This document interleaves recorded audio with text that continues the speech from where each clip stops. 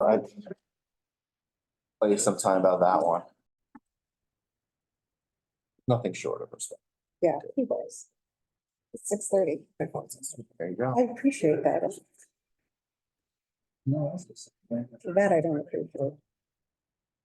Does this have to get turned on with that? Yep. There we go. Good evening, everyone.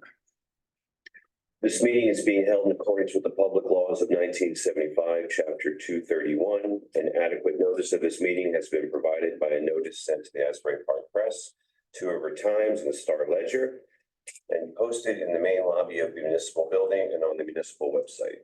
Please rise for the Pledge of Allegiance.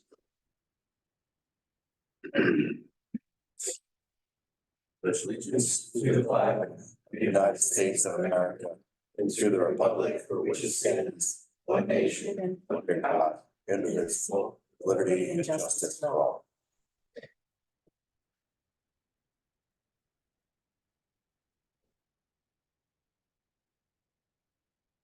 Please, Laura. Councilmember Bonatakis? Here. Councilmember Cassidy? Present. Councilmember Facey Blackwood? Here. Councilmember Fares? Present. Councilmember Janelle? Here. Councilmember Trigiano? Here. Mayor Portman? Here. All right, we have a few proclamations. So the first one is for Black History Month. Whereas each February National Black History Month serves as both a celebration and a powerful reminder that Black history is American history, Black culture is American culture, and Black stories are essential to the ongoing story of America, our faults, our struggles, our progress, and our aspirations. And whereas across the generations, countless Black Americans have demonstrated profound moral courage and resilience to shape our nation for the better, and in the face of wounds and obstacles, including enslavement and segregation perpetuated by the nation itself, Black Americans lead in every part of society today, strengthening and uplifting all of the United States of America. And whereas America is a melting pot of cultures and ethnicities, all part of the land of the free, Black History Month fosters cultural awareness and understanding while encouraging education about contributions made by Americans of color.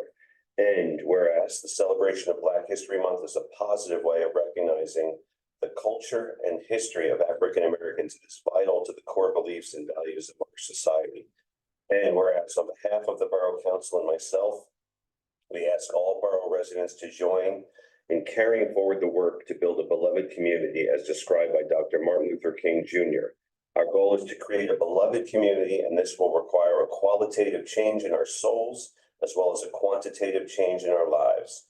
Now, therefore, I, William Portman, Mayor of the Borough of Red Bank, do hereby proclaim and observe February 2024 as Black History Month and encourage the local citizenry to actively raise their own awareness of Black history, to recognize the struggles, achievements, and contributions of Black Americans throughout local Black History Months events. Very nice. Here, here.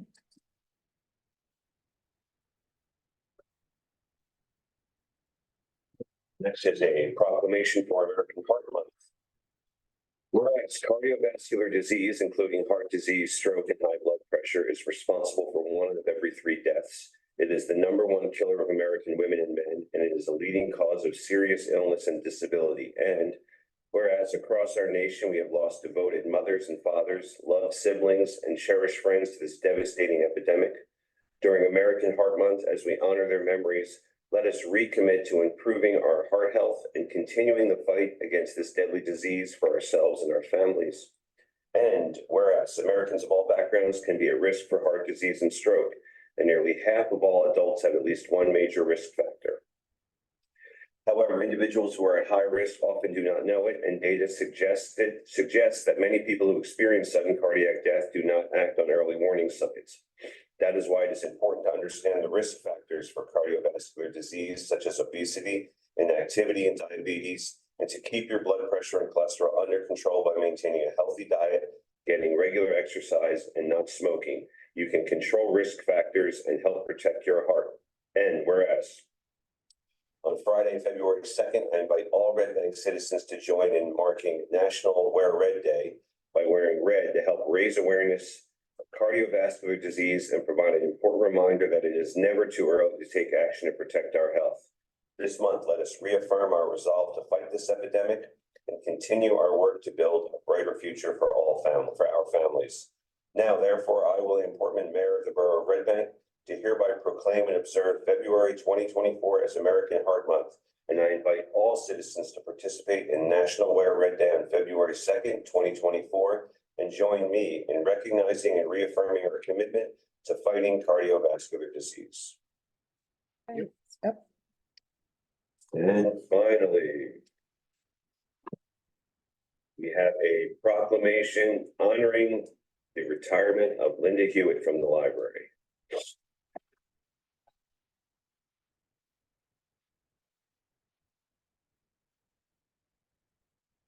Whereas the Borough of Red Bank has been informed of the retirement of Linda D. Hewitt on January 31st, 2024. And whereas Linda Hewitt has been a valued and an integral staff member of the Red Bank Public Library for over 15 years. And whereas she has always taken pride in her work, shown a willingness to help where needed, been ready to take on new challenges, and demonstrated professionalism, friendliness, and kindness to all library patrons and staff as both the circulation supervisor and the adult programming and community outreach coordinator. And whereas she was the creator of many innovative adult programs, including the award-winning Let's Talk About Race program, of which she is especially proud. And whereas she developed and maintained partnerships with many local organizations that were mutually beneficial and garnered her respect and admiration throughout the community. And whereas she initiated and oversaw the library's very successful volunteer program, which provided direction and purpose to numerous individuals of all ages. And whereas she was instrumental in establishing the library's art gallery and displays so the public could admire the work of local artists. And whereas she was always a loyal team player, the one who would be the first to circulate a card of birthday greetings, congratulations, or sympathy to staff members and patrons alike. And whereas whenever there was a snag, a long overdue library item, a patron a little bit reluctant to return something, or some issue needing attention, Linda was the one you wanted on the case. Now, therefore, I, William Portman, on behalf of the council and citizens of the Borough of Red Bank, do hereby gratefully acknowledge Linda Hewitt's years of service to the Red Bank Eisner Memorial Library and wishes her a happy and healthy retirement.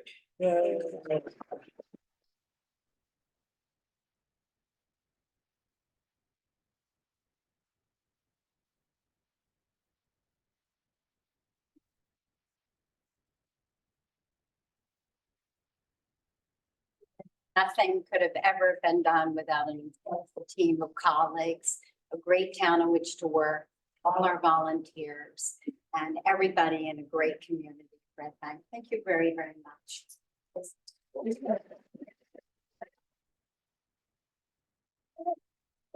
Hold on, Laura's coming. Laura's coming. Oh, Laura's coming too. She wants in. Okay, I went out. And a what? I think. We got library staff Everybody here, should yeah. be. Yeah, I think the whole Yeah. library staff should be. Come, everyone, please. Here, we'll move back this way. So we're- Even Mary Ellen in the back. Oh, yeah. Yes. Sorry. Mary Ellen. Come on, Mary Ellen, please. Red Bank Library is definitely a cornerstone. Oh. Yes. I know. There's such people. So you're all going with Yeah. 1, 2, 3.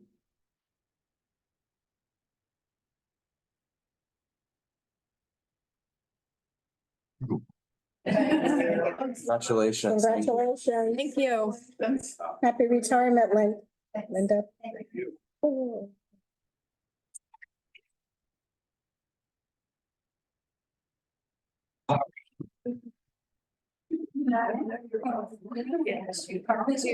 Picture. I want to send it to you. Thank you.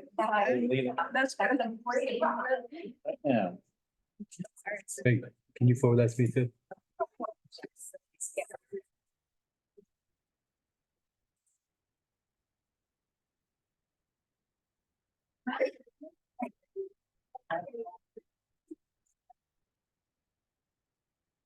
Hey, can I have a motion to open the floor for public comments on agenda items only? So moved. Can I have a second? Second. All in favor? Aye. Right, these are public comments on agenda items only. Anyone have anything? Anyone online?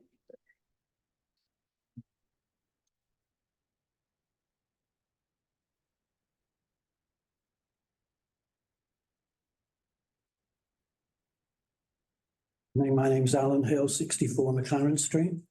And there are, excuse me, there are a couple of points I'd just like to raise from the agenda.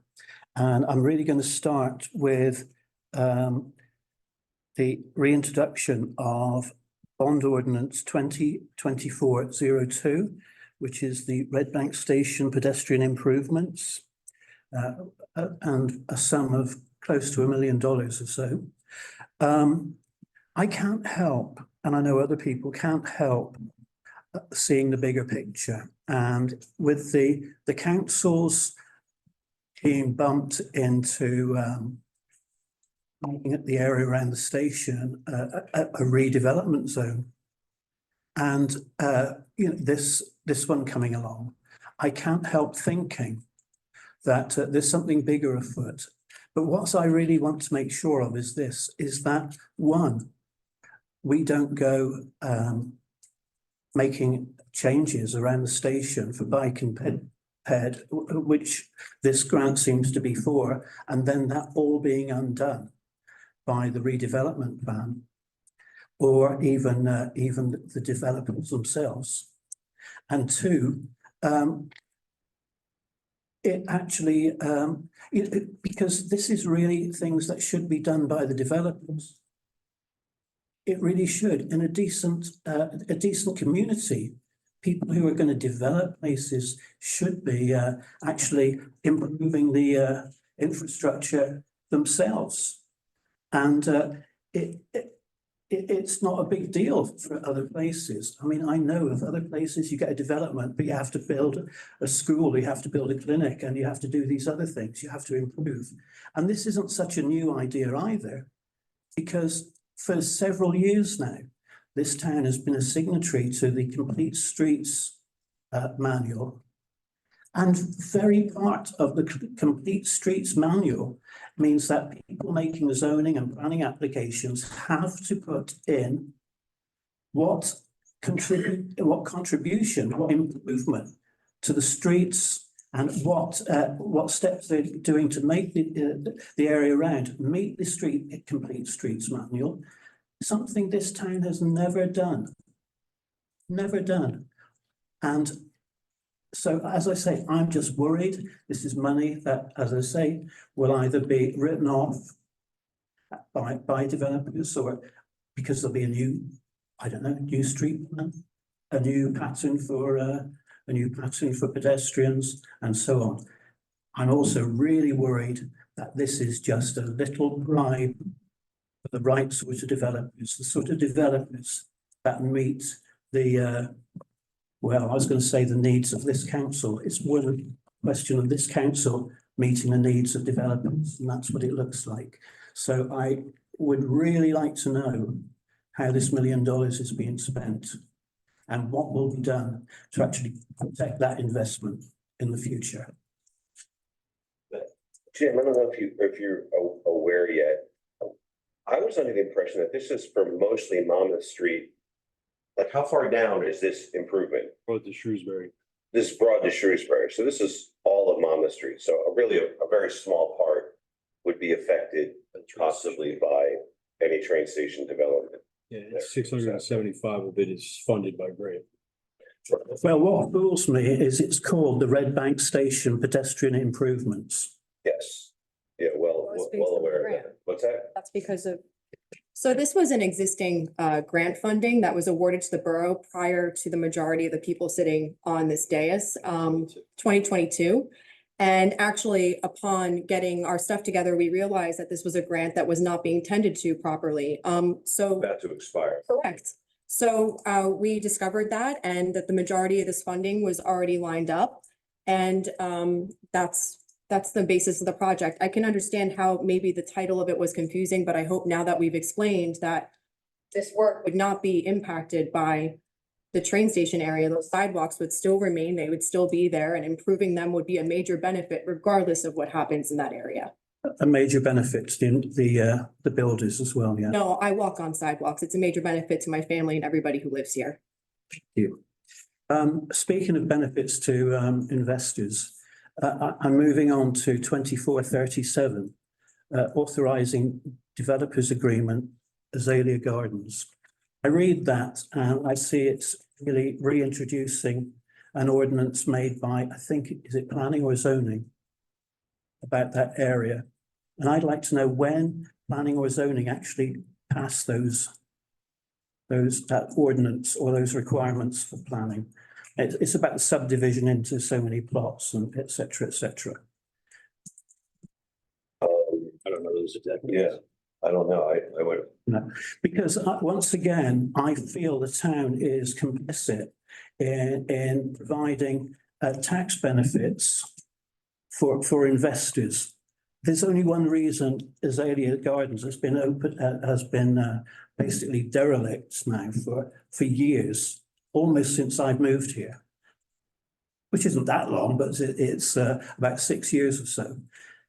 And the only benefit really is to the investor. And it's a tax write-off. When you go to the website of the people who own Azalea Gardens, that's what they say their business is making themselves tax efficient and keeping areas like that as a write-off. So what are we going to do about that? I mean, I've got a proposal about that. And that is when people apply for planning and zoning, they get a time limit at which to start it and get it going. And if they fail to meet that target, we have to put in for it again. They have to put their. And we see this all the time, don't we? We see this new building opposite the station. Goodness knows where all of a sudden we spend a whole evening, 3 hours here discussing it. And then about the next day, they withdraw. And funny enough, a few days after that, we find out about the station redevelopment by Denholtz and then JT. It all looks very dodgy. And you have to get a grip of this. You have to. And given the history of this council, or at least some of the people on this council, we know where people's sympathies lie. So you really need to get a grip of that. And I think those are my comments. Anyone else? Just a matter of that. That's the other thing I'm getting fed up with here. If you come here, you make comments, you ask questions, and you just say, thank you for your comments. We never hear a decent answer or a response. Your first point was a question that we answered, and your second one, I'm not quite sure what the question was. It was a bit of a tirade. It's not a tirade. Will you please minute it as such? Alan Hill made a tirade or tirade. Thank you. Thank you. Appalling. Yes.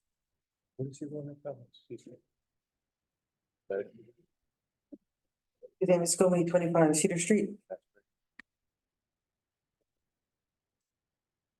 Resolution 24-32 is a pledge for sustainable land use, and as you read through all the bullet points below, that's a great pledge, but I'm just wondering, I didn't see any mention about affordable housing.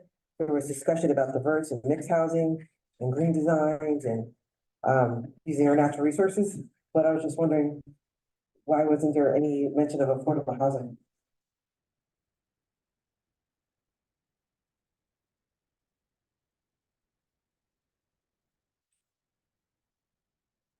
Go ahead. Do it initially. I'm just going to you because it was. Sure. I initiated this resolution of one of the requirements that we have to do for Sustainable Jersey as we're going through our certification. And under a mix of land uses, they say, we pledge to use our zoning power to allow a mix of residential, retail, commercial. It doesn't specify if it is affordable, unaffordable housing, But this is a standard boilerplate resolution that we pull from Sustainable Jersey. Are you able to change it? I don't know. I mean, I think because it's such a big issue in this town, it'd be nice to highlight something like affordable housing. Well, it does say we pledge through the use of our zoning and revenue generating power to foster a diverse mix of housing types and locations. So essentially, it is covered by that phrase. It's always good to be clear. My next question is resolution 2434. I was just curious, it looks like some of these grants, I guess, are being canceled. So I was just wondering, like, for example, what the New Jersey Forest Service Community Forestry $30,000 grant that was appropriated for, why we didn't use it, or what was it for? Was it for like trees in the town, or? It's my understanding, we're discussing this with the CFO, that the funds were already put in the capital improvement outlay so that they can be canceled out of the grant appropriation of the budget. It's just a matter of course. So these grants were used? Right, Yes. yes, and then the tree, actually, Nancy, you asked about this too, so. Right, specifically the New Jersey Forest Service Community Forestry Program grant. This has been used. I think there's only a small piece missing before the grant is officially closed out. But from an accounting perspective, they're just basically moving the money from the grant fund to the capital fund, if I understand that correctly. The only thing left on that is the planting of 9 trees that died, and you can't plant in the winter, so they're going to be planting them this spring. So that's for the bottom, the New Jersey Forest. Right, it's just, What about the top one? Was the senior citizen prior year? It says under canceled 2 operations. Was that not used? That money was already moved. So again, this is a matter of course in our budget that the CFO has to clean these things up. So you have to essentially cancel it out of the grant line item and move it over to the general capital. Okay, thank you. Thank you. Anyone else? Anyone online, Jim? Just check real quick. Oh, here. Yeah, Mary Ellen. Mariana. Good evening. My name is Mary Ellen Mess. I live at 95 Hudson Avenue. I'm a little late to the party, but I was just curious. Could somebody just in a nutshell tell me what the developer's agreement with Azalea Gardens is? That's a half a block from my house, and as Mr. Hill said, has been derelict for many years. Sure. I'm So just curious to know what we're agreeing to.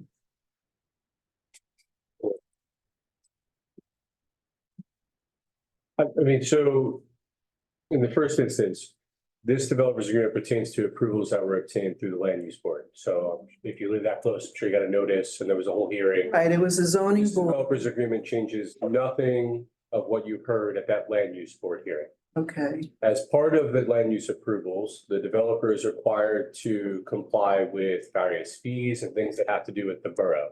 So for example, the sewer connection fees due from the developer are $35,706. Water connection fees of $15,213. Water vulnerability fee of $3,520. And there are also requirements in the borough's ordinances as to how, well, a few things. One, performance guarantees and then maintenance guarantees for example, if the developer puts in sidewalks, which it agreed to as part of this, and then they crack, there's a bond for that for 2 years after they're completed. As well as how they conduct the construction, and the time period in which they do that.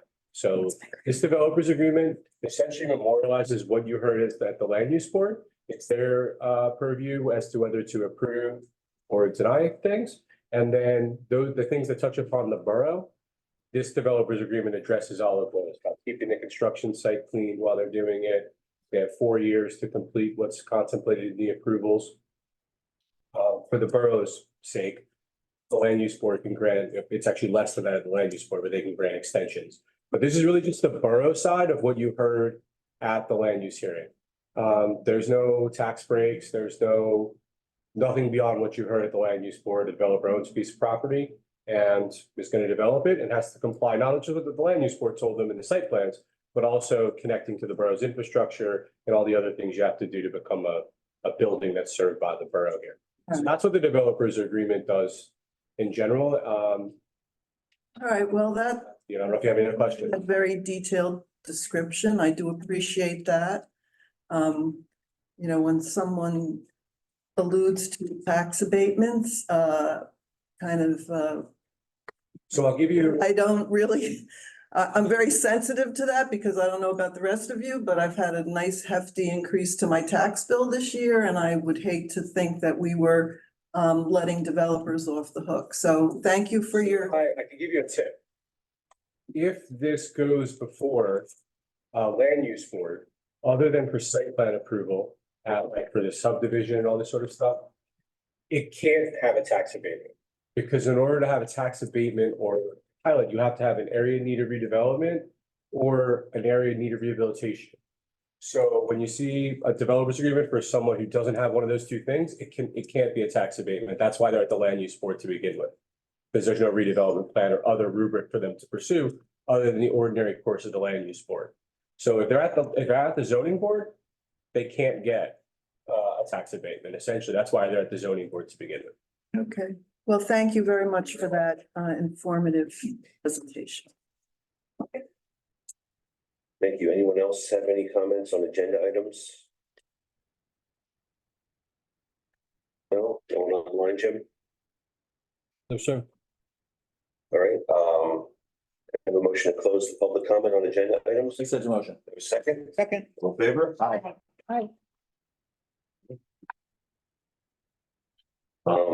Can I have a motion to approve the minutes and reports from 1/11/2024? So moved. Have a second? Second, All in favor? Aye. aye. All right. Let's get to the ordinances. First up is public hearing and adoption of 2024-01, amending the bond ordinances 2023-06 and 2023-18 for lead service line replacement for $4,960,000. Can I have a motion to open the public hearing on this ordinance only? So moved. Have a second? I'll second that. All in favor? Aye. Anyone want to comment on this? This is the one where we found a lot more lead lines on the west side than we thought we would. So we increased we're getting a loan from the iBank with a 50% forgiveness. So we increased it because we have to by law replace these lead service lines. So this increase will allow us to complete replacing, I believe, on the west side, as well as doing all the test pits that are needed on the east side as well in this phase. So we had a much longer time to do this, but we figured let's just take advantage of the funding there and get it done for Red. So Mayor, I just want to say that I appreciate everybody's this whole council, everybody's aggressive stance on this. You know, it's really remarkable. This is a really important project. I know that this has been an inconvenience to residents in town, to other people. You know, I spent my morning the other day responding to a gas leak, wearing my other hat as a firefighter, from getting struck. But this is a good kind of headache. This is a good kind of work. This is important work. This is about clean drinking water. And I'm just really appreciative that we have a council that just doesn't think that this can wait, and understands the importance of the work. anyone else have any comments on this ordinance? No? I actually have a question, Mayor. Yeah, I'm a benefactor in that. You know, my house, 16 Locust Avenue, had this done, and we're grateful for it. You know, we've always had filters on our water there. So am I allowed to vote on this, Counselor, or what's the story? Yes, because in general, we're doing it for everyone in town. Okay, just wanted to check. Mayor, may I say something? sure. I want to echo what Kate said and also state that I am appreciative of the borough taking a very aggressive stance with this because we do have a lot of young children in town. And the lead levels, I think I do remember a couple years back reading that they were pretty high. So this will allow us to have the residents have clean drinking water. So thank you. Can I have a motion to close the public hearing on this ordinance only? I'll make such a motion. Have a second? Second. All in favor? Aye. Can I have a motion to adopt ordinance 2024-01? I'll make such a motion. Can I have a second? Second. Roll, please. Councilmember Monatakis? Yes. Councilmember Cassidy? Yes. Councilmember Facie Blackwood? Yes. Councilmember Forrest? Yes. Councilmember Janelle? Yes. Councilmember Trujillo? Yes, And Mayor Portman. Yes. excellent. All right, the motion passes. Next up, we have, public hearing and adoption of 2024-05 ordinance to amend the salary ordinance. Can I have a motion to open the public hearing on this ordinance only? So moved. Have a second? I'll second. All in favor? Aye. Aye. All right. Any comments? Or Jim, you want to, just let's explain, Ron, we might as well explain Yeah. exactly what we're doing This is here. only, and I know that the entire salary ordinance is posted, but this is. Closer. Closer. Yeah. Got all the microphones. I'm mic'd up now after coming all out of that. This is for the creation of the human resources manager position. In the first couple of weeks of being here, it just became evident, and also during the interview process, desire of mayor and council to institute and make sure that we have robust and what we need in place, human resources throughout the, with our borough employees. I want to make sure that we institute an employee assistance program, which we currently lack, and address any concerns as far as our employee handbook. Policies need to be updated, and make sure that we're working with the joint insurance fund on our EPL claims. And in order to do that, we need to put a human resources professional in place, so that the employees have an opportunity to come to somebody on a confidential nature that may be just under, my purview, but still report to the administration. So this is putting that position in place. Have a question, Mayor? Yeah. Mr. Gant. Mr. Gant, what exactly is the employee assistance program?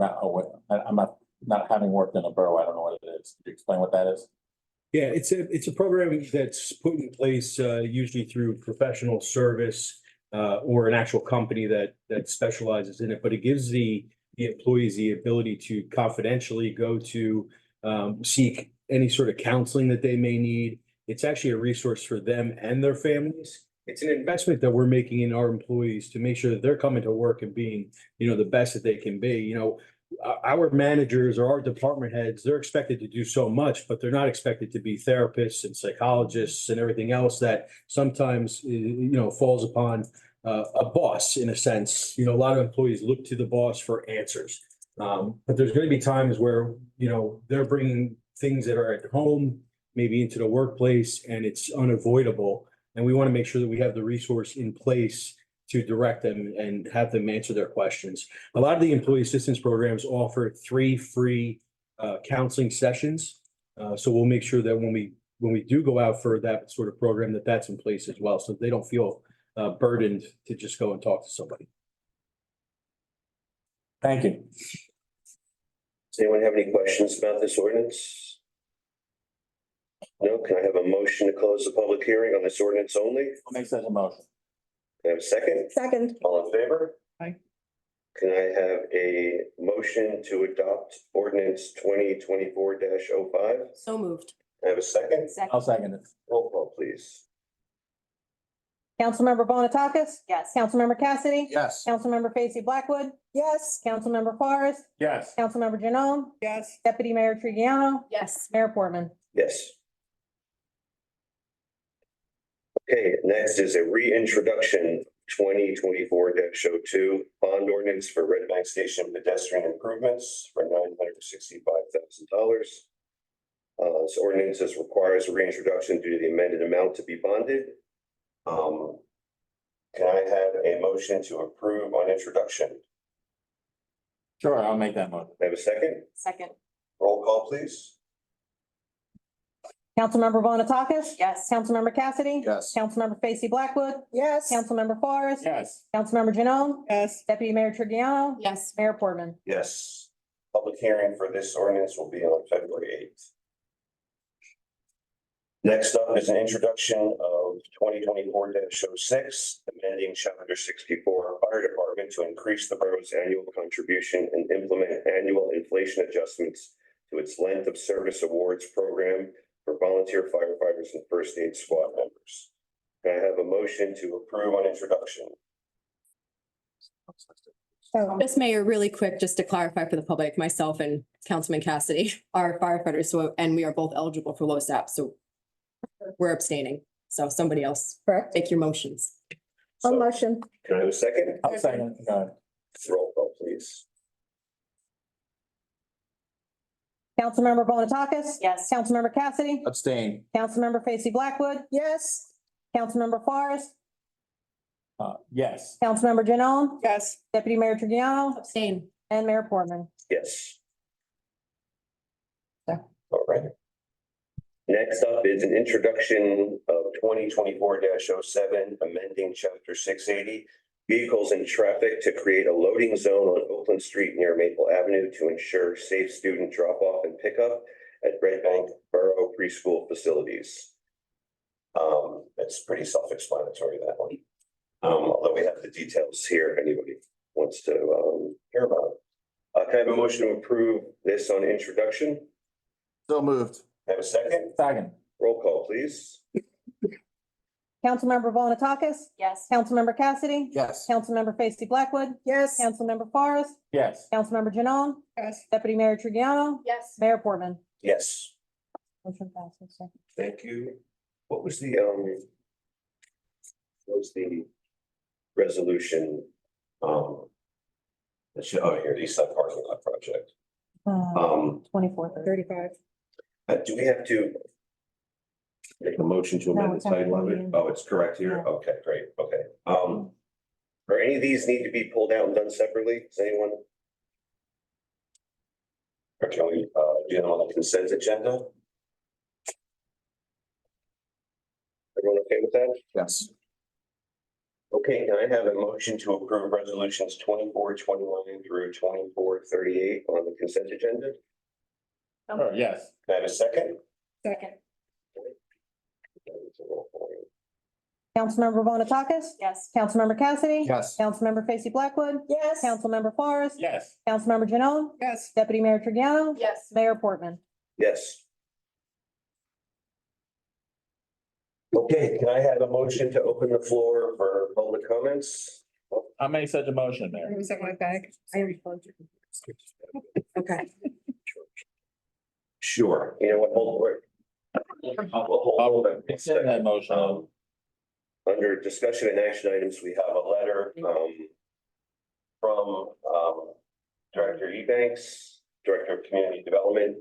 We sent the new HPC regulations over to the planning board to see if there was consistency with the master plan, and I received a letter back from the planning board, so I will read it into the records. On January 16, 2024 planning board meeting, the board reviewed ordinance NP 2024-03 entitled an ordinance amending chapter 9 boards, committees, commissions, and chapter 490 planning and development regulations to enhance the Historic Preservation Commission and to supplement the borough's regulations as to historic district and historic sites. The board recommends the omission of 490-55F6D19. In the amendment of the ordinance, the board found that issuing a certificate of economic hardship should not be subjected to the review of an applicant or owner's income tax bracket. To this end, apart from the provisions cited above, the board has found that the amended ordinance is consistent with the borough's master plan and planning and zoning objectives and recommends adoption by the governing body. So Do we need to take any action on this, Mr. Mayor? I don't know, it's the attorney. Yeah, I would just ask you, is the council okay with incorporating the planning board's recommendation to the final ordinance? Yes. Yes. Okay. Yes. That's not a substantive change. You saw it by the site of the itself, it's 7 layers deep in the ordinance. So we could have that for adoption on February eighth. If everyone's okay with that change? Yeah. Okay, all right, we'll have the public hearing and adoption on February eighth. Okay, so we had a motion open the floor for public questions and comments. I'll second. We have a second, all right, all in favor? Aye. Okay, Georgina, please.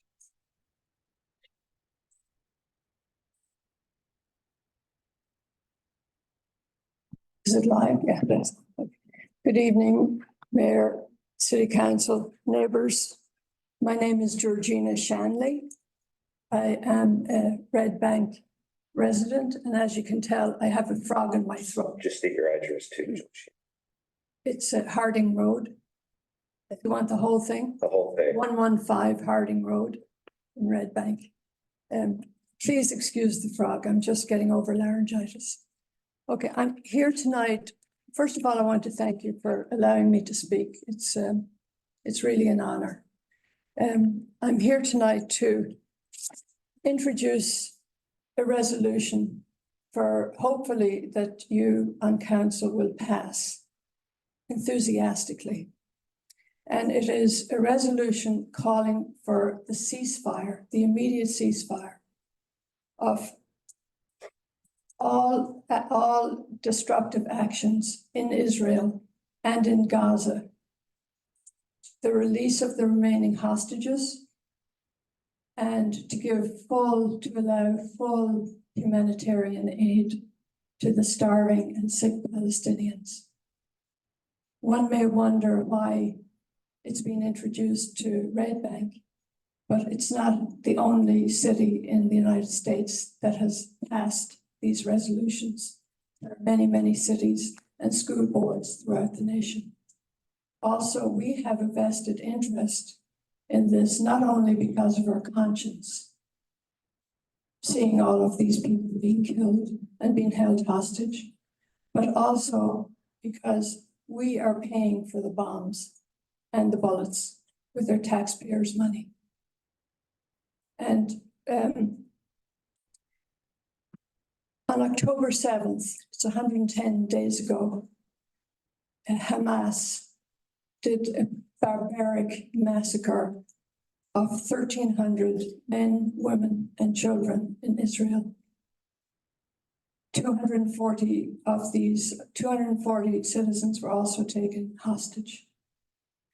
And these hostages, I think there are 100 remaining, are in dungeons in Palestine, in the occupied territories.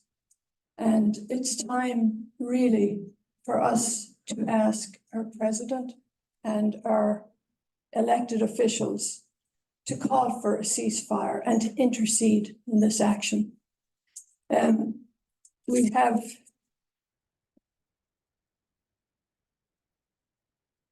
We have 2 million people in Gaza who are without homes, without food, without medical attention.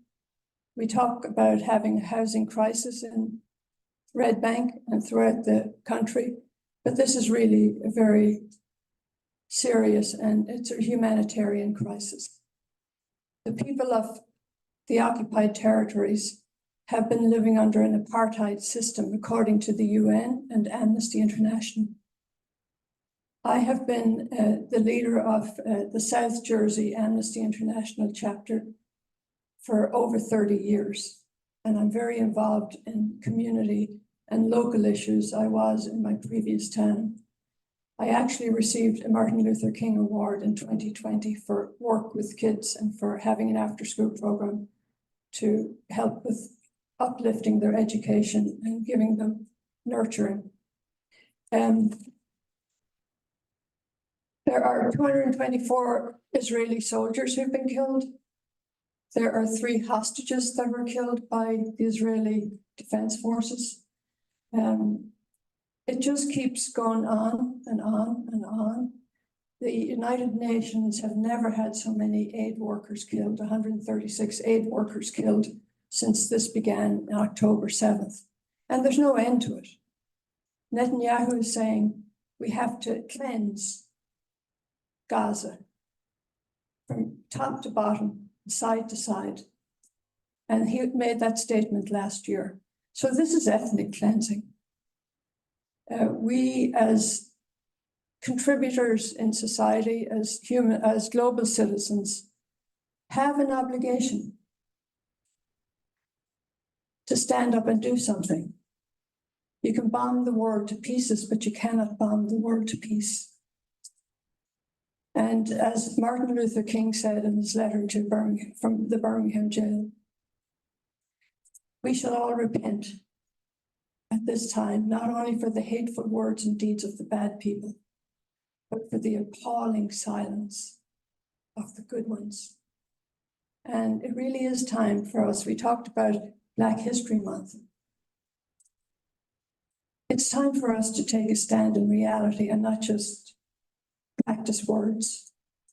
So I am really appealing to you to take a stand in this and be able to look at yourselves in the mirror as you get older and older like I am, and to think that you've done something right.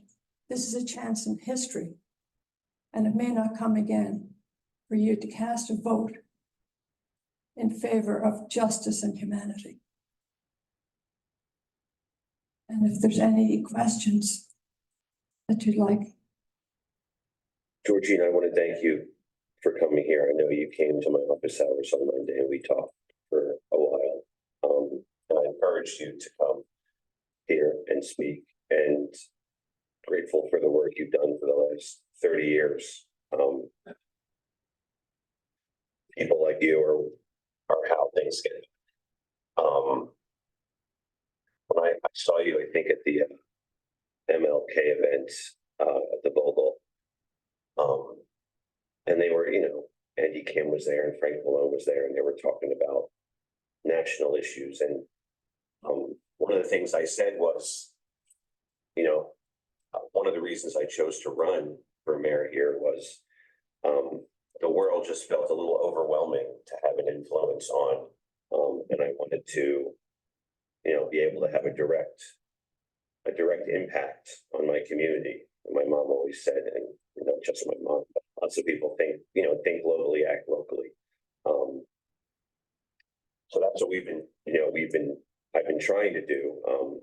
This council ran on a ticket of trying to be transparent and accessible, and it was really divided here in Red Bank, and we were making an effort to unify,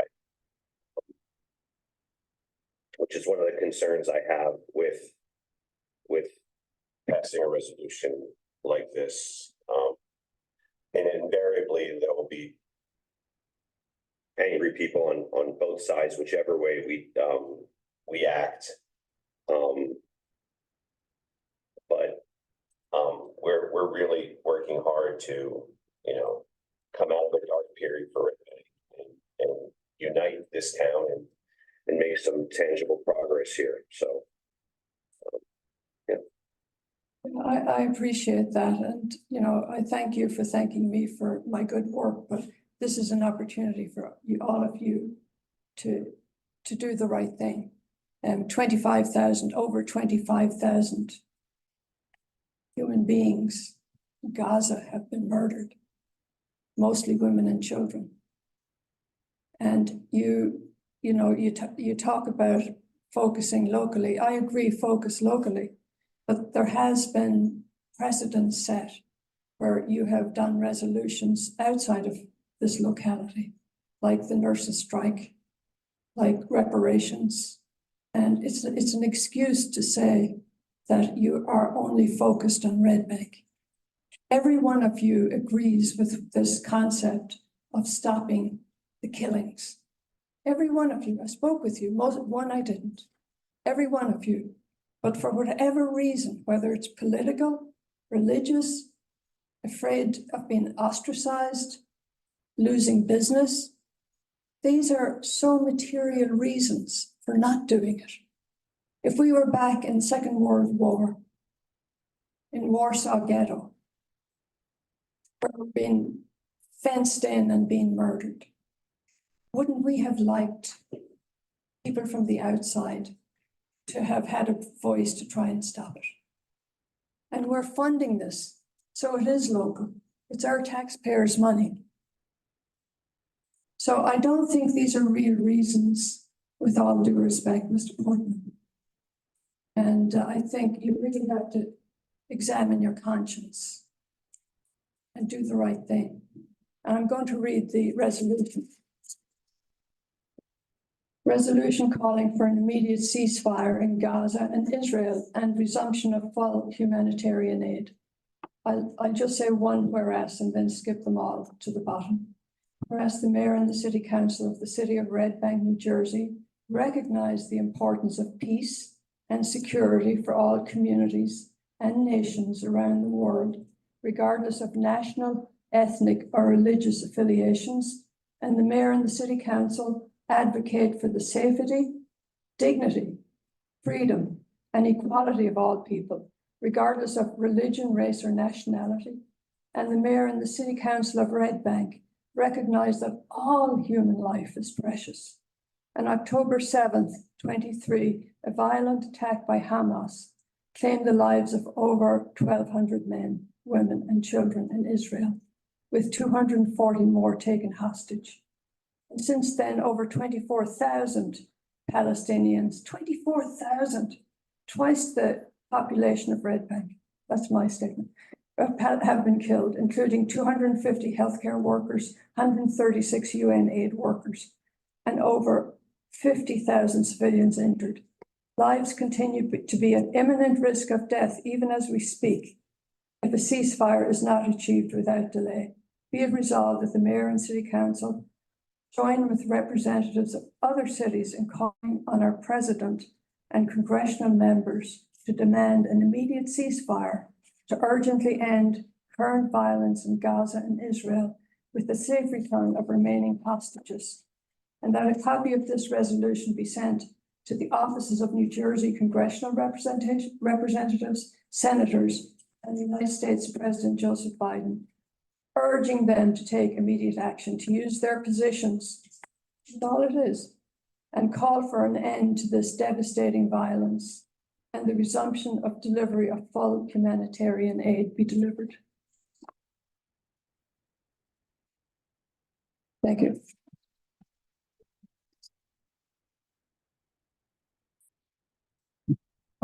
May I respond to again? I want to thank you for coming to our office hours twice. And I had to wait an hour. I never forgive you. I'm with you personally. You know, I'm a Unitarian Universalist. I believe my church has done such that you've asked.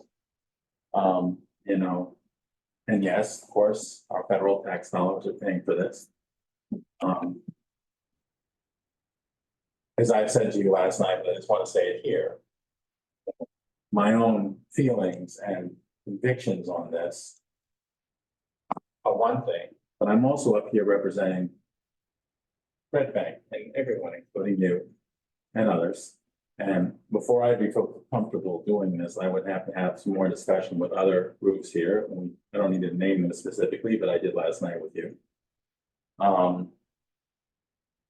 And I do appreciate your coming here and giving us your unfiltered view and passion on this issue. I don't know if we're going to make you happy, but I think everyone up here is listening. And I'll be in touch. I appreciate that and thank you very much. And it's not really to make me happy. It's to stop any more destruction and any more killings. And I think your parents would be very proud if you voted the right way. As an aside. My parents would be. They would be with you. I know. And will it be done over weeks and weeks and weeks and weeks as more and more people are being killed and injured? Or do you plan to meet with these people soon? I actually don't know the answer to that yet. I probably will have more discussion with my colleagues. Okay, thank you. Thank you, Georgina. Thank you very much. Mayor, may I say something, Georgina, before you go? I want to thank you so much for coming here. I'm with you that the killing really has to stop.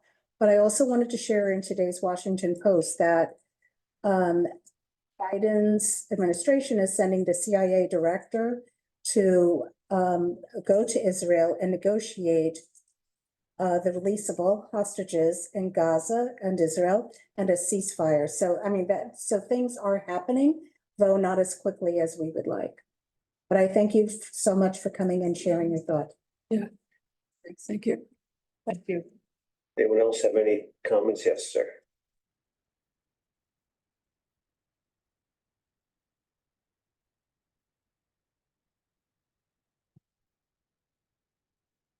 Hi, my name is Douglas DeStefano. I reside in Rumson. I please hope you don't use that against me. And just for the record, I live in a modest divorced dad's house. I'm attending the meeting to ask the mayor and council member Bonatakis and the business manager, Mr. Gant, if you have received my proposal for the complete restoration of the War Memorial on Mama Street, referred to as Handing Down Old Glory. Yes. I did receive, we received that footage. Yeah, I've actually been discussing that with Oscar, our Parks and Recs director, and our DPW director to see if there's, I want to be in compliance with local public contracts and making sure that we're not just taking one quote, we have a due diligence. But I did receive it by a forwarded message, so I appreciate you doing that. Right. In full disclosure, I haven't had the opportunity to fully review the actual project, see the site, and Okay. form an opinion. I would make myself available to answer questions after the council has reviewed the proposal. I do know it's within New Jersey state law that it could be awarded as a professional service since it's under $40,000. I'm a little confused. What's happening? You want to just tell me? Yeah, and I didn't send it to everyone. I apologize. Oh, it's okay. It's just a public meeting. So if the public's at home trying to suss. So I sent an unsolicited proposal because this is what I do is restore monuments, mainly bronze plaques, etc. I did send an unsolicited proposal to the township. The restoration of that war memorial that's on Mama Street, right next to Toast. It's in terrible shape. I have an extensive background in doing these kind of projects throughout Washington, D.C. Mind moving the mic a little closer to you? Sorry, I do have an extensive background and portfolio of doing this kind of work in Washington, D.C. And recently restored the founding statue of Eli Stokes in Ocean Grove, where you can see my work. Did I answer your question, council? Yeah, thank you. Appreciate it. So Thank you. it's my first time, so Yeah, you did great. You did great. thank you so much. Thank you. I'm sure Jim you'll be hearing from the manager. Anyone else have any comments? Yes. Just a little. Welcome back, Cindy. Thank you, Ben. Good evening, Cindy Burnham, 71 Wallace Street. Got a question. I'm wondering, you revised this ordinance, this graffiti ordinance. Have we done any ticketing or anything with that? Has anything happened? Does anybody know? Yes, we'll have to check with the chief. Okay, because I read, the police blotter and it always says, graffiti reported here, graffiti reported here. I mean, let's face it, you're not going to be able to find somebody who does graffiti. So what I found to be a big problem in Red Bank when I was on council and I was code, and still to this day, and I have always had this problem in Red Bank, are the stickers. Okay, stickers to me, and I think I might have brought this up because I wanted you to put this in the graffiti ordinance, and you said you would deal with it individually, but I think you should just amend the graffiti ordinance because when you find stickers on something, you can always identify where that sticker came from.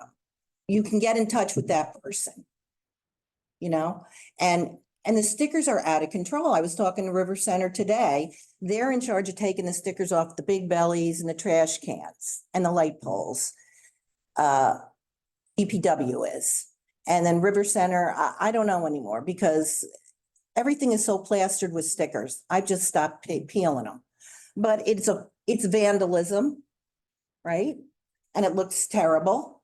I mean, the Linden Street sign pole is totally covered in stickers. And once you start one sticker, everybody piles on. If it's clean, you got a better chance of staying clean. So I really want you to think about amending that graffiti ordinance to say, you know, stickers and flyers. It's in there. We did it at your recommendation. You did? Been in there. You know, Wow. Congratulations. Can't believe it. Get democracy working. chapter 3 What does it say about stickers? Because I didn't read it. defines graffiti as any inscriptions, words, figures, and then I added the word stickers or designs that are drawn, etched, marked, painted, pasted, scratched, stapled, or otherwise affixed on any real personal property. So when I, Listen to you. But better yet, well, nobody put me on the historic preservation or the. Oh. days. better yet, I understand that you discussed this with DPW already. You made a request recently Who to, did I talk to? Yes. yeah, so the director, Terrence, he discussed this with me already. Oh, he did. So Terrence, right on top of it. because he's great. It was a very good pick, except he messed up at the snowstorm. Fine, I just, He didn't put the signs out that say no parking. It's very important on Wallace Street because we're so close to town. All right, so when I find a sticker, what do I do with it? And I peel it off, who do I bring it to? To be fined, a police station? Code. Take it to code. There's a Interesting, isn't it? form on the website, if you want to file, there's a form on the website to file with code for the public. When I want to file a grievance, There's a form on the website. right? You want to file any complaint with code, you go there and you file the. Right, I know about that one. Okay, so that's what you would do. But if this is a borough ordinance that we're talking about being violated, shouldn't the borough What? That's what code, that's. That's what code is. Code is part of the borough. They're the enforcement. be enforcing? That's what you're telling me. The liaison to code. Yeah. Yes. Listen, Kate, code doesn't do poop around here anymore and everybody knows it. Okay. So, you know, you're telling me it's code, that's good, Yeah. then I will get in touch with code. Okay. Yeah, you I just use the didn't form on know, the website, I didn't know whether to take it to the police or not. a sticker to the police. Oh, it's going against, it's vandalism. Okay. You see my point? So I'm just being clear here. I'd like to be clear. Okay, so that's really good to know.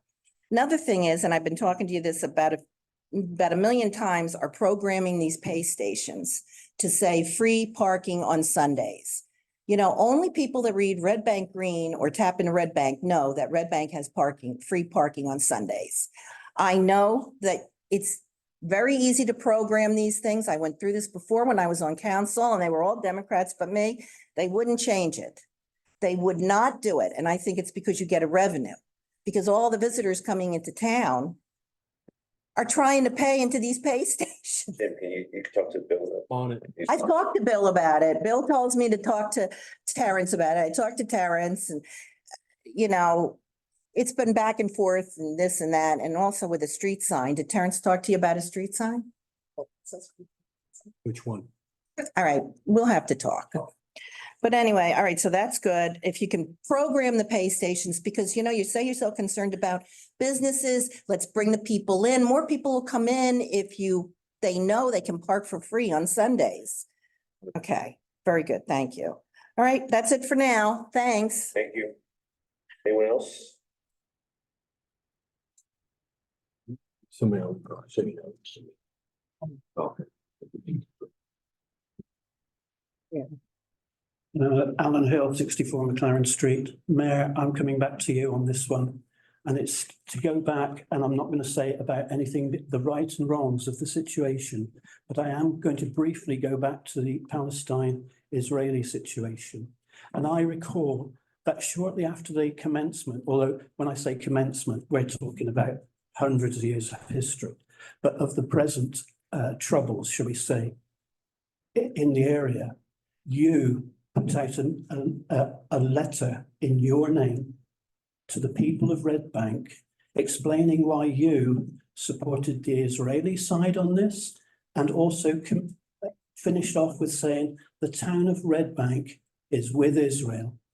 Now, can I tell you? Yes, you did. Can I tell you, anybody who knows that much about the history of this thing knows you cannot do that.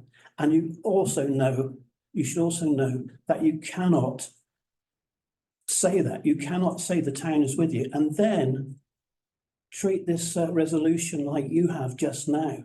You can't just pick and choose what you want to do. I imagine you wrote that letter without the approval of council.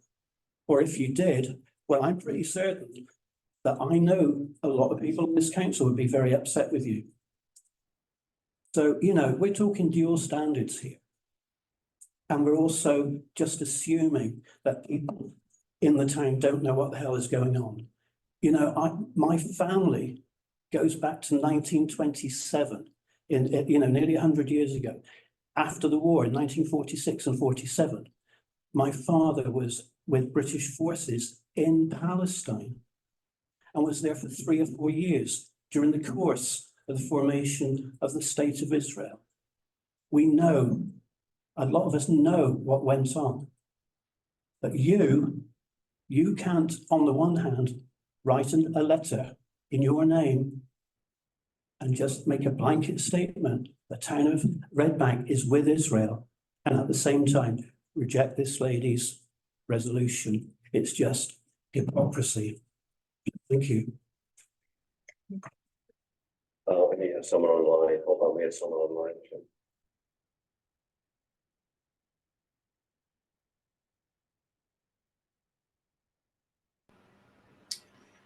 Hello, this is Mimone Christian. How are you all today? I am calling actually for the clerk. I missed the portion of the meeting in which minutes were adopted, but I called to make some adjustments to the minutes that I read that were placed out.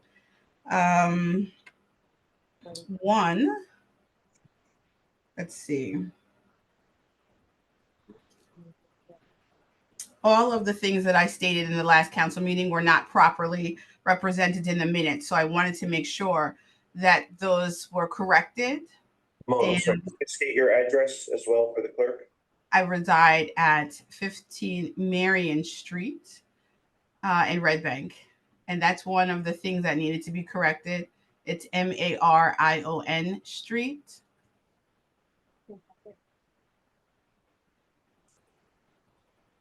And then I wanted to correct some of my statements that were put on the record.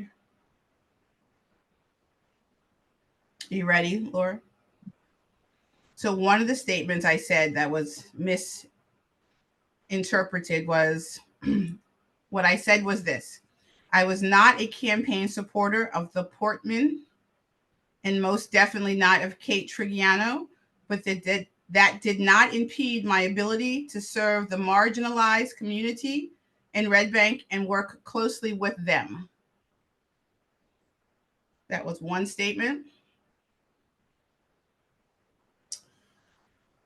Another statement was, what makes this situation even more egregious is you, Billy, referring to Billy, and Kate went against the direct recommendation of the executive director of the Housing Authority, Lisa Richardson, and the recommendation of your fellow council member and the Housing Authority liaison, David Cassidy.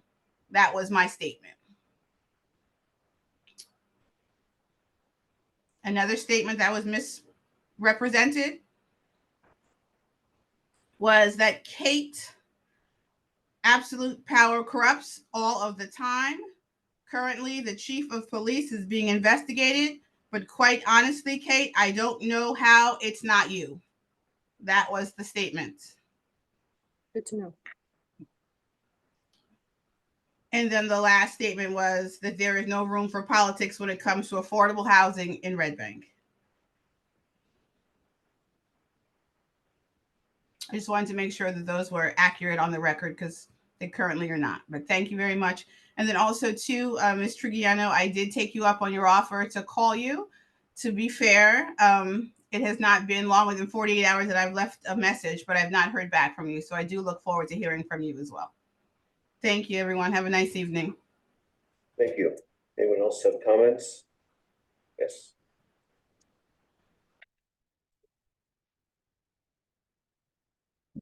Davis going on Cedar Street. I brought this up many times and I just wanted to see if there was an update. Now that lunch break is open, there's been tremendous amount of traffic and also foot traffic and people crossing that crazy intersection of Bridge and Dr. James. So I was wondering where we are about doing something. I was walking my dog the other day and there was almost two people being hit because it's that weird turn. And now people are dropping off stuff at lunch break, so they're blocking up to the curb, so you don't really have a good view. It's gotten really wanky out there. It's really, it's pretty bad. I just wanted to confirm, Bridge and Chestnut, Dr. James. Bridge and Dr. James. Bergen. So I believe that the town has a $243,000 grant for pedestrian improvements. And the project's not designed yet. Obviously, we're gonna be waiting for budget adoption, make sure that we make this project into the budget for funding, but there is a grant for that area. Oh, we're talking couple months. Sure. Cause I don't know if there's something we can do. I know there was, he put up, these tall little rubber pellet, posts so people don't park to the curb. Yes, a couple of them were knocked down already. But it is gotten pretty bad now that you have that lunch break open, so, you know. Yeah, I'll definitely be sure to discuss with the chief of police and see if there's anything that he would recommend in that area. Unfortunately, government is slow because we knew lunch break was opening up and we know the demand. We know a lot of people come from out of town to drop off stuff and need our help. It's just gotten pretty bad. Great, thank you.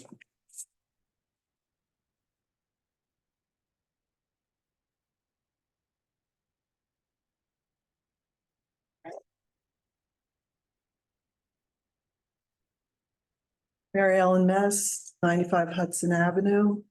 I just wanted to say that I wholeheartedly support Mrs. Shanley's resolution that she presented this evening.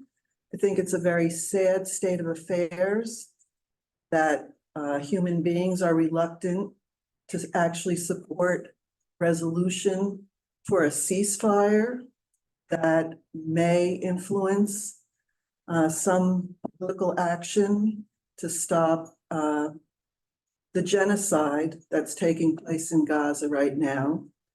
I realize it's very difficult to criticize the actions of Israel. It usually invites accusations of anti-Semitism. But I think the situation there is dire, and I just wanted to voice my support for the resolution. Thank you. Thank you. Anyone else have any comments, questions? No, anyone online, Jim? Sir. I have a motion. Oh, yes. One last thing. Yeah. Just follow up, Georgina Shanley, 115 Harding Road, Red Bank. Following up to this last speaker, to do with anti-Semitism. My husband happens to be Jewish, so just for the record, I don't think I'm an anti-Semite. It's nothing to do with anti-Semitism. It's to do with humanity and lives. Thank you. Thank you. Can I have a motion to close the public comments? So moved. I have a second? I'll second that. All in favor? Aye.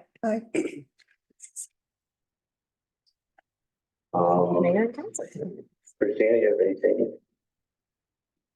No report. Okay, David, No report. Nancy, Hi, everybody. The EC Green Team and Animal Welfare Committee will be meeting together for a bit for the beginning at our February meeting in order to discuss the chemicals that are put on lawns and their safety for pets. That will be part of our meeting. I also want to discuss that there are going to be some changes to our council hours. Our AM hours on Wednesdays will continue to be held in person every Wednesday at the senior center. It's walk-in, no appointments are required, and evening council hours which are also scheduled for Wednesdays, will be held by appointment. So that will start in February, so be prepared for the updates. If you have any issues, questions, or concerns, or ideas, you're always welcome to go by. Generally, on Wednesday mornings, Ben and I are there. We enjoy spending the time with the seniors and then, interacting with whoever comes in. The other thing I want to mention is regarding the Sustainable Land Use Pledge. I know it explicitly does not say affordable housing, but if you look at one of the whereas clauses, it does say can lead to an increased societal ills such as decreased mobility, high housing costs, increased greenhouse gas emissions, loss of open space, and degradation of natural resources, etc. So even though it explicitly does not say make housing affordable, it is something that is being looked at. Regarding the plastic bag ban that is currently in place, I'd like to remind residents and businesses the ban is still in effect, and it is a state law, so it's state mandated. It's not just us, and any infractions should be reported over to code enforcement. I was just reading a study that said before the bag ban, a typical store lost $9,000 to $13,000 because they gave away for single-use bags. Yes, people are now using reusable bags, but the problem is that people are not remembering to use their reusable bags. So please reuse your reusable bags. That's what they're for. And so far, a typical price of plastic bags has resulted in about $95 million in savings. So I thought that was a pretty large number to share. Today I was on a call with the New Jersey Biped Coalition, and they asked to talk about some of the tactical urbanism projects that we did. And Sue mentioned Dr. James Parker Boulevard. And if you know, that's the one where the intersection was painted green as a positive distraction. So, a lot of people like the idea. That same design has been copied in Passaic, and there are a lot of other towns doing it. So as we go forward looking into what to do with this grant, I just want to make sure that we make sure we follow the recommendations that was in the report.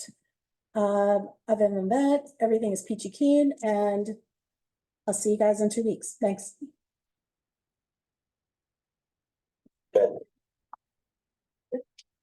So I just wanted to comment on your comment on the affordable housing, and that it's an area of interest today and many, and I think council. So one of the things on Jim, our new administrators, is we have a appointment coming up, is that I want to talk to them about maybe having some, meeting with there's a statewide affordable housing association that I've been in touch with. Obviously, I don't want to operate independently, but I'd like to see what other options we have, in Red Bank for improving affordable housing stock without necessarily relying just on developers.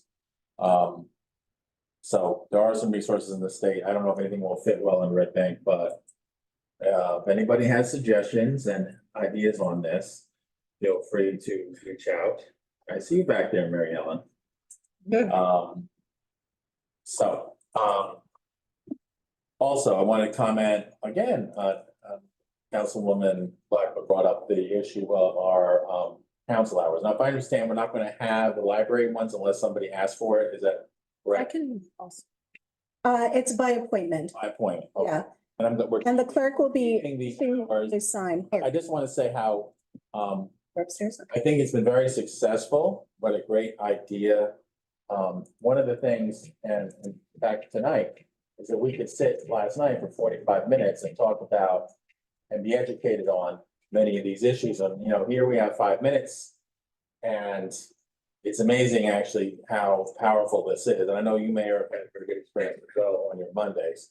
So I sure hope we keep going forward to this. I think it benefits us, it benefits the town.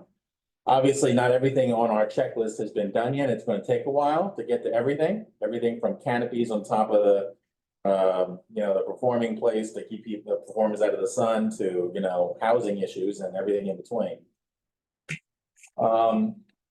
And thank you very much, residents, for keeping us busy at these office hours. Actually, last night, we're going for all 2 hours, Christina and I at the library. And in the morning too. Yeah, in the morning as well. Also, I wanted to comment on Mayor Portman's excellent presentation at the MLK event, and he represented this so well. It was great to have it over at the Vogel Powerful Red Bank event with our officials, and I know the borough was involved. I think Mr. Gant was there. I know our chief of police was there. It was nice to see such a robust turnout, and thank you for representing us so well, Mayor. Wherein my liaison to the schools, I wanted to mention that Sue Viscomi, who is here in the audience, board member, is also now the vice president of the Red Bank Borough Public Schools. Congratulations. I know she's been on the board a long time, and wow. So I texted her congratulations personally as well. Also, I wanted to mention that Red Bank Charter School Foundation is running a campaign to raise money for their school gym. Anyone who donates $50 by January 1st will receive 5 greeting cards from the kids. Go to the Red Bank Charter School website for more details. I believe the deadline and all this is the end of the month. Parks and Rec, which I'm liaison, has a few things they wanted me to mention tonight. One is that we have this next week on Tuesday, a Parks and Rec meeting, hopefully in this very room, open to the public. We will be talking about the various proposals around the stadium, Count Basie Field. As you know, we have a grant in about that. So if you have an interest in the topic, come on here, come on at 7 o'clock, January 30th, Tuesday, right here. Let's see, we're also taking registration for some baseball and softball teams. So we've extended the deadline to January 31st. 2, youth track field is open for registration, kids 5 through 18. And the recreation department is looking for summer staff. So if you know anybody who's looking for a job this summer, please have them get a hold of Oscar and our recreation department with some names. And that concludes my remarks, Mr. Mayor. Thank you for your patience as usual. Thank you, Laura. Hi, so the library had their meeting and we elected new officials also. So the president will now be in Goldman, and then Sue Viscomi will now be vice president.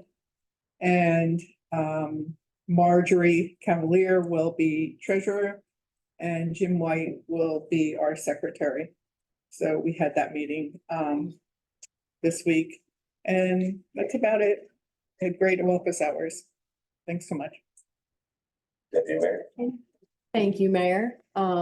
I think that the changing of appointment only for the Wednesday night hours will be beneficial, as there are weeks when nobody comes for weeks, and then suddenly there will be a night when people are waiting an hour to be seen. So I think that this just is a great way of organizing that so that the time can be spent properly with people, and so that the council members don't feel bad trying to shove somebody out when the week before there's nobody there. So it's all a grand experiment, but it's wonderful that it's being done.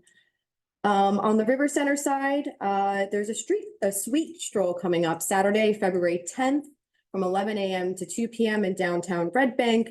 You can pick up your complimentary Red Bank tote bag and sweet stroll map at C'est La Vie Red Bank on Monmouth Street. And then you can stroll through downtown Red Bank to gather treats, shop great sales, and enjoy sweet experiences. And they're encouraging people to dress in Valentine's Day colors. So once again, that's going to be Saturday, February 10th between 11 a.m. and 2 p.m. I want to thank all the first responders tonight who are out dealing with the traffic issues and everything else. I'm sure people will hear that somebody was tragically hit by a train tonight. So there was major traffic issues all throughout town. I parked my car and actually got out of my car and walked the other half of the way here. So there was lots of. It was a little silver. Correct, but all of Red Bank. you couldn't move your car for over an hour. So people were probably wondering what was happening, and it was something tragic. But I just wanted to thank all the first responders who jumped in because they were directing traffic at the four-way, at the train tracks. All over town, people had to jump into action right around dinner time. So I am grateful for that. Thanks. I just want to commend our new manager, Mr. Gant. It's been 3.5 weeks. He's getting remarkably up to speed. It's certainly nice that you're in that fourth floor office when I'm there in office hours. You're right across the hall. So good job. Well, I'm sure you're going to follow it up some more of the news in your manager's report. Yes. All right. Thank you, sir. Drum roll. Oh, wow, a manager's. Manager's report. Number two. I just wanted to let everybody know that the Mechanic Street work is about to begin. We do have a DOT grant from that for $311,000.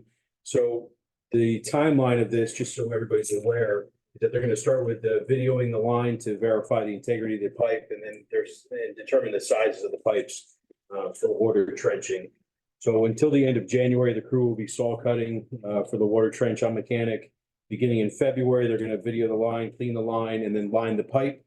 Around mid-February through March, they're going to replace the 8-inch or replace the main with an 8-inch water pipe, which will be delivered and installed. And also replace the services, valves, and hydrants. The end of March through April, they're going to be installing curbs, sidewalks, aprons. That's when tree planting and restoration will start there. And then beginning of May, remove the concrete roadway that's on Mechanic and mill and pave. So that was a project, obviously, that was awarded some time ago, and we'll be monitoring the work on Mechanic. Continuing with my 90-day plan by way of meeting with all of our union representation, department heads, and elected officials on one-on-one meetings, which I've had a few already, almost through all the department heads. I've been reviewing the collective bargaining agreements, our 2024 budget preparation with our CFO, continuing to review current and future projects and make decisions about the workplace culture. One of the instances of which we talked about today, and institute changes where necessary. I've met with Millennium Strategies, which is our grant consultant, to discuss grant progress and future grant options for the borough. In the coming weeks, I'll review I will review further the proposed changes to the affordable housing bill that is set to revamp affordable housing going into the fourth round in 2025. Lawmakers actually just met today to discuss the tweaks to that law further. So as I get more information, I will present more information. Meeting with our engineers next week at Marine Park to discuss the next steps. And we've been discussing the potential options for the improvements at the DPW site. And I want to recognize and commend our public works staff and leadership for their work over the last 2 snow and ice events. Maybe 1 or 2 things were missed, but 2 years out of practice on that without any snow or any ice to really report. Seriously. I think that those guys did a tremendous job. The late night forecasts, especially during the last storm, called for increased snow totals, and they obviously knocked that down by early morning. So we had to make those adjustments, but they prepared very well, and their deployment was seamless. That's it. That's it, sir. All right. We don't have any sex. Can I have a motion to adjourn? I'll make such a motion, Mr. Mayor. A second. Second. All in favor? Bye. All right. We'll see you next time. Thank you. So.